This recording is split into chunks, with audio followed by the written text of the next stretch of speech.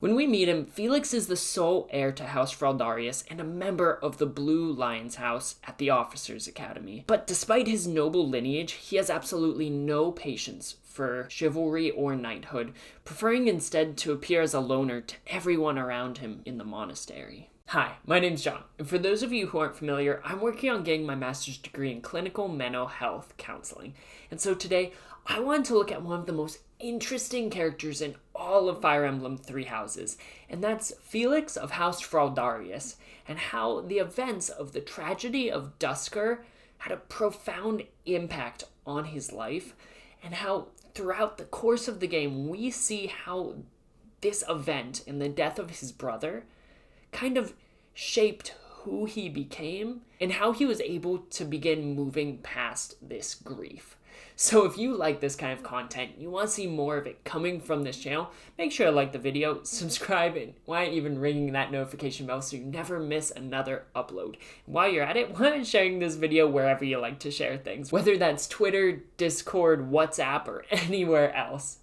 But with all of that out of the way, let's just jump into the video. Grief is a natural part of the human experience and is so common for almost everyone to experience at some point in their lives. And Felix is a prime example of the profound effects that grief can have on someone. But before we dive into that, I think it'd be good to give a little bit of context surrounding Felix and what he was like growing up, because the Felix we know has been very much shaped by his life circumstances. While he's talking to Sylvain in their support conversations, we learn that when Felix was little, he was actually fairly meek and carefree, even crying to Sylvain of all people if he were to lose a fight to Dimitri or his older brother Glenn, who he just adored and looked up to. Honestly, it sounds like he was a pretty well-adjusted child growing up and had close bonds with his friends Dimitri, Ingrid, and Sylvain. Although, if you asked him now, he would claim that they were only friends because of their parents' nobility. Everything seemed relatively status quo for Felix, until the brother he respected so much suddenly died in the tragedy of Duscur. Losing a loved one, in and of itself, is incredibly difficult.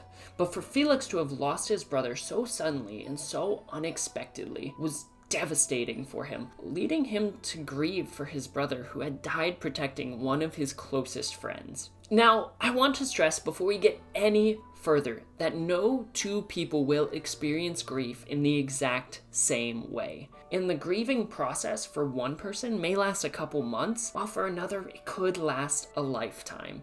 But we can get hints towards how Felix may have grieved and how this grief has likely been unresolved to this very day based on what's known as a grief style. Now, there are two core styles of grief identified by the psychotherapists Terry Martin and Kenneth Doka that operate along a continuum, with one being instrumental grief, which according to the American Counseling Association displays itself more as a cognitive approach, meaning the individual will have a desire to control emotion and focus more on performing tasks and problem solving, and the other being intuitive grief, which is illustrated by a heightened experience and expression of emotion and a desire to talk about the loss. Now, like I mentioned before, because this operates on a continuum, no two people will lie on the exact same point. So our job is to discover how this grief is still affecting Felix to this day. And I think the best place to start is to look at the culture he was raised in's views of death.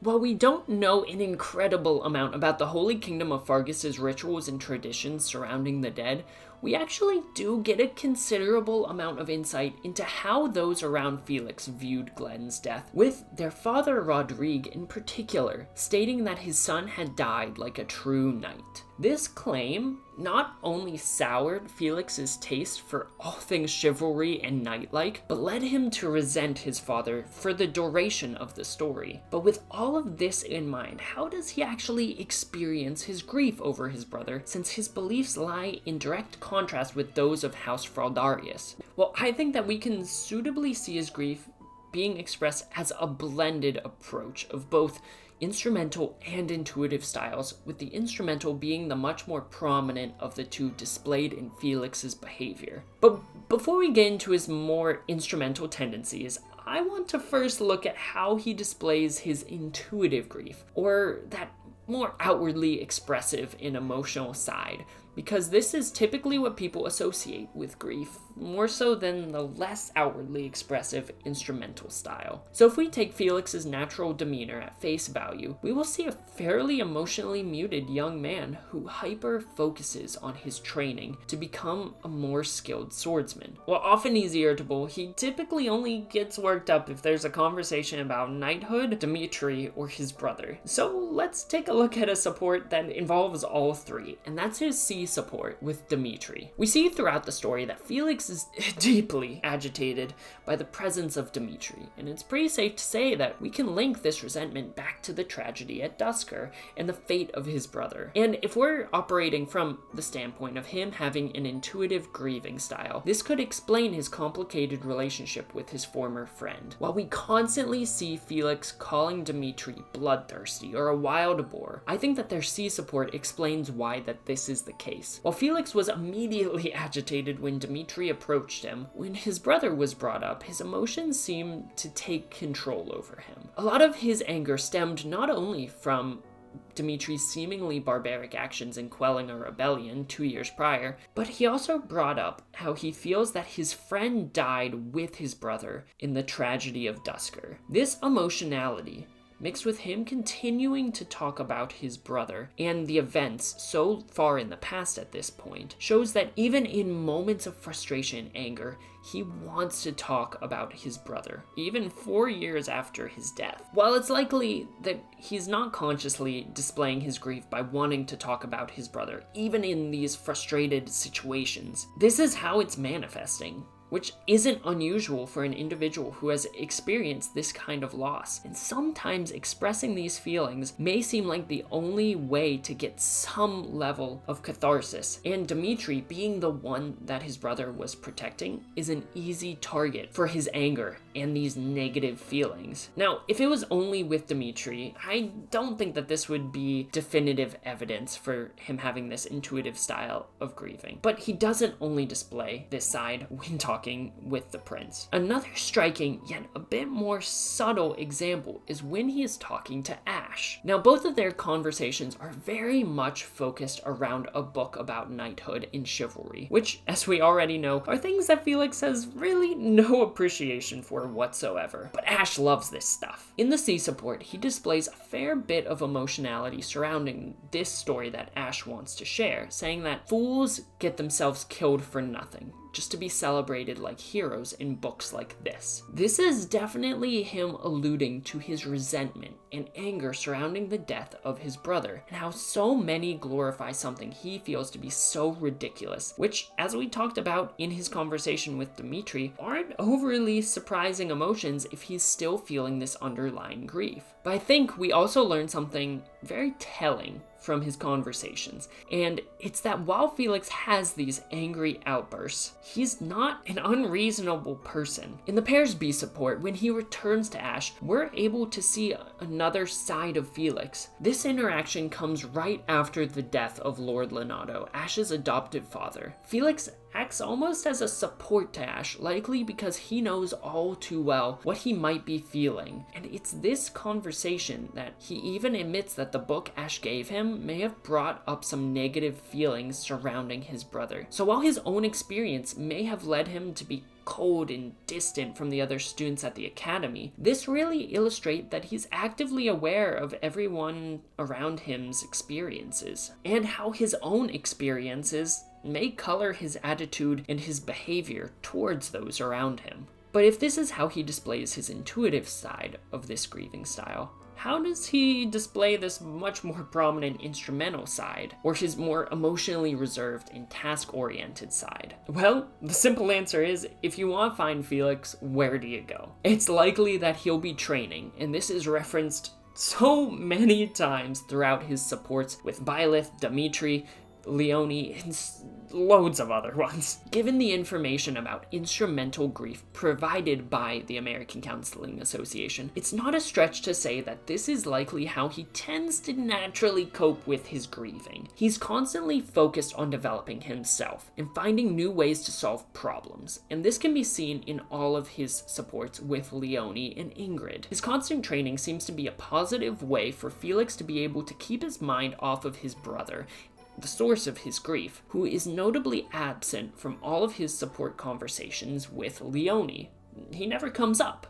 Instead, he actually seems upbeat, at least by Felix's standards, and is able to work well with Leonie through their give and take of fighting styles. Her showing him how to think more on his toes by tricking him into falling into a pit trap, and him teaching her more about close combat. This paired with Ingrid complementing his strategic creativity on the battlefield shows me that when he is actively occupying his mind, this is when he's able to take his mind off of the grief surrounding his brother in a more healthy and less angry kind of outlet. Though this coping isn't so straightforward, and come to think of it, while this certainly occupies his mind, no longer focusing on the grief in and of itself, we learn in his A support with Byleth that growing up, his family taught him to value strength above all else, and so he's trained his whole life to defeat his brother, something that he never got a chance to do. But he continues to train for that duel that will now never be possible. Almost nothing in Felix's characterization is without intention and meaning.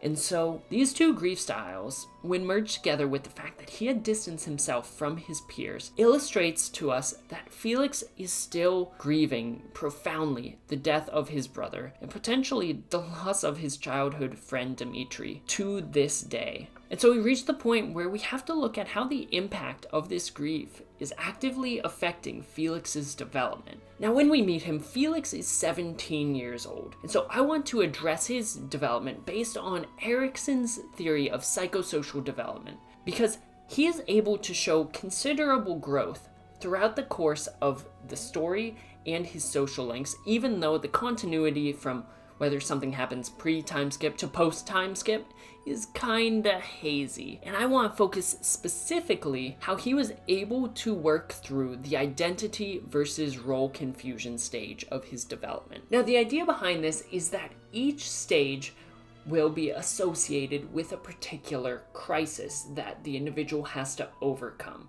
And so in this identity versus role confusion stage, it will see adolescents like Felix really start to examine and start questioning their own beliefs, values, and goals, and trying to determine if they can develop those for themselves. But to add a little bit more depth to Erikson's ideas of identity development, kind of removing it from that overarching psychosocial development theory, another theorist came along and decided that maybe Erikson's pass-fail attitude just wasn't enough. And that theorist's name was James Marcia, and he added two dimensions, those dimensions being exploration and commitment, both focused on one's goals, values, and ideas, which allowed him to determine that there are actually 4 identity statuses that could occur when one's identity is forming, with these being identity achievement, in which exploration and commitment to these goals, values, and ideas have occurred. Moratorium, which has high exploration, but lacks the commitment to these concepts. Foreclosure, which has high commitment, but lacks exploration. And diffusion, which is what Erikson would have deemed as role confusion, where you don't really want to commit to anything, and you don't really have any interest or haven't yet explored any different roles. But now the question is, where does Felix fit into all of these theories? Well, we actually get a firm clue during his support conversations with Seteth. Now, since there's very little continuity within the support conversations, like I mentioned earlier, I like to think that the C support occurred much closer to the beginning of the game, as Seteth confronts the fact that Felix makes very sure to keep his distance from others, something that is very likely a byproduct of his ongoing grieving process. And Felix explains that he keeps them at a distance because they have different values than he does. This conversation proceeds and ends with Seteth asking him to consider relying on the friends that he has. Felix essentially saying that he'll think about it, but don't hold your breath, bud. And while this points us towards the idea that he's in the identity foreclosure stage, where he has very firm commitment to his ideas, beliefs, and values, without really exploring a wide breadth of other people's, it's their B support that really solidifies this idea for me. It's in this that Seteth points out that Felix doesn't keep people away because he personally dislikes them, but instead further differing opinions on knighthood, which Felix agrees with wholeheartedly. This shows me that his grief surrounding the death of his brother and the resentment towards his father's beliefs has heavily shaped how his identity and his own views and values have developed, and how he has an extremely high level of commitment to these values, but has put an equally minimal level of effort into exploring other values. But with that being said, we should all be on the same page that, as with everything in a person's development, nothing's set in stone. Just because he's in identity foreclosure at this point in time, likely in large part due to the grieving process and having that level of unresolved grief surrounding his brother's death, this doesn't mean that this is a life sentence. And I think that the end of this conversation with Seteth is what led him to start growing and changing a bit. To close out this B support, Seteth tells Felix that he has no obligation to value chivalry, or even listen to him about making friends, but he does deliver this very potent line. In that case, I'd like you to formally pardon me for not having friends. You require no such pardon. This is merely advice from an old man to a younger one. As unwavering as your convictions may be, the others also feel strongly about their beliefs. If you hate all those whose beliefs are different from yours, you will hate everyone eventually. People with exactly the same beliefs as you simply do not exist. After this, we see a very distinct shift in Felix, that while he's still using his blasé tone, he acknowledges that because Seteth has gone out of his way to take an interest in him, he might start having to make an effort himself. While I don't have proof of this, if there were a chronological order of events, I would speculate that this is what prompted him to start opening up to the rest of the Officers' Academy. In most of his C supports, he's very dismissive, like we see in this initial conversation with Seteth, but as time goes on, he begins opening up more and more to those around him, whether that's agreeing to go to Dorothea's concert, wanting to hear Annette sing, or even moving towards making peace with Dudu and Dimitri, in his own special Felixy kind of way. And while we're talking about Dimitri, nowhere is his growth more pronounced than in his final support with who he used to call the Boar Prince. While on the surface, it seems as though Felix is just as angry and dismissive as ever with Dimitri, this being after his father Rodrigue's death. If we listen to his words and not just his tone, we see that even through the simple action of Felix being the one to approach Dimitri, that he has grown over the 5-year gap, this being an event that definitively has to occur after the time skip. He doesn't want to hate his childhood friend, but instead holds him to a much higher standard than anyone else, calling out that trying to serve a corpse more so seems like it's trying to serve Dimitri's own ego. While Felix is certainly taking his anger out on Dimitri in this confrontation, using that probably intuitive style of grieving, saying things like the dead are dead and the living are living, he directly contradicts this when he also states that not a day goes by when he doesn't wonder why his father and brother died while he survived. This shows me that based on Marcia's theory of identity development, he actually has done some exploration over the 5-year time skip. He has widened his perspective, and instead of hating the Boar Prince his family had died protecting, instead, with his sharp words saying he won't blubber for his whole life, he's weirdly trying to pick Dimitri up and help him to grow into being a good king. While it's clear he's still a man plagued by grief, Felix, while not always being the kindest, is able to move towards identity achievement throughout the course of the main story. He's able to develop a strong relationship with his allies, like Seteth suggested, and while he may never fully get over the loss of his family while he lives, he doesn't allow their gravestones to chain him down anymore either. In the epilogue of the Blue Lions playthrough, we see that Felix goes on to become the Duke Fraldarius, and even inherited his father's nickname, and was known as the Shield of Fargus's worthy successor. He rekindled his friendship with Dimitri and Sylvain, and depending on your choices in the game, he may have even gotten married to Annette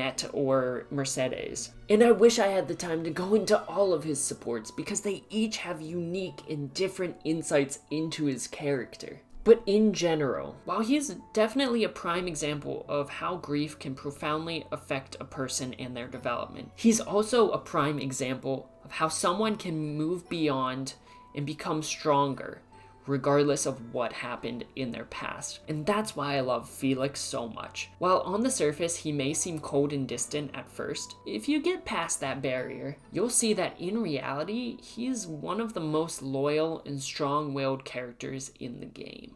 But that'll do it for today's video, guys, and I want to pass the question off to you.